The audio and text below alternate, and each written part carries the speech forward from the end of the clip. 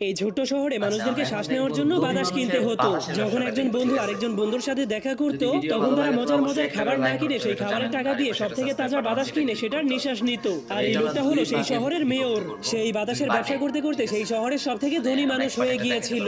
কিন্তু একদিন সে খবর পেয়ে যায় টনি নামের একটা ছেলে পৃথিবীর সর্বশেষ একটা বীজ খুঁজে পেয়েছে, আর যদি সেই বীজ থেকে একবার গাছ হয়ে যায় তাহলে পৃথিবীর সব মানুষেরাই ফ্রিতে বাতাস নিতে পারবে।